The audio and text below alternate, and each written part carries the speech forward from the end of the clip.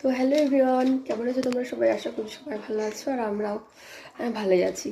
তো আমার শরীরটা একটু খারাপ, তো সর্দি লেগেছে আর প্রচণ্ড ঠান্ডা লেগে গেছে, গলাটাও বসে গেছে। গলার ভয়েস তো একদম অন্যরকম চেঞ্জ হয়ে গেছে, পুরো বুঝতেই পারছো সবাই। আর আজকে কি হবে বলো তো মেনুতে? আজকে আমার মায়ের হাতে স্পেশাল মেনু বলতে আমি এই বাড়িতে আসলেই সেটা খেতে পারি, কারণ আমার ওই বাড়িতে একদমই খাওয়া হয় না সেটা। কারণটা কি, আমার বর চিংড়ি মাছটা একদমই খায় না, তার জন্য আমার একার জন্য এটা রান্নাও করা হয় না। তার জন্য আজকে আমার মায়ের হাতে চিংড়ি মাছের মালাইকারি হবে।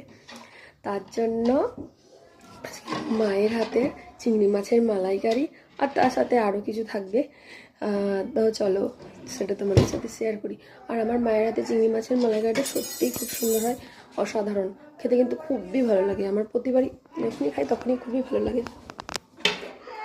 তো চিংড়ি মাছের মালাইকারি আর তার সাথে কী কী মেনু হবে, তো চলো তোমাদের সাথে সেটা শেয়ার করি। তো চলো দেখতে থাকো ভিডিওটা। সেটা তো এখানে মা আমাকে ভাত বেড়ে দিয়েছিল। তো এই যে চিংড়ি মাছ দুটো নিয়েছিলাম, যেহেতু বড় বড় চিংড়ি মাছ ছিল।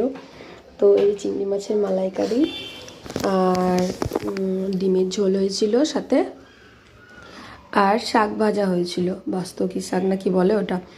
তো আমি বাস্তকি শাক একদম খাই না, আমি অনেক রকমের শাক খাই না, তো আমার এই দুটোই ভালো লাগে, তো আমি এই দুটো দিয়েই খাই, আমার এই দুটোই ভালো লেগেছে। ডিমের ঝোলটা তো ওয়াও হয়েছে, চিংড়ি মাছের মালাইকারিটা তো কথাই হবে না। তো বাই বাই, টাটা।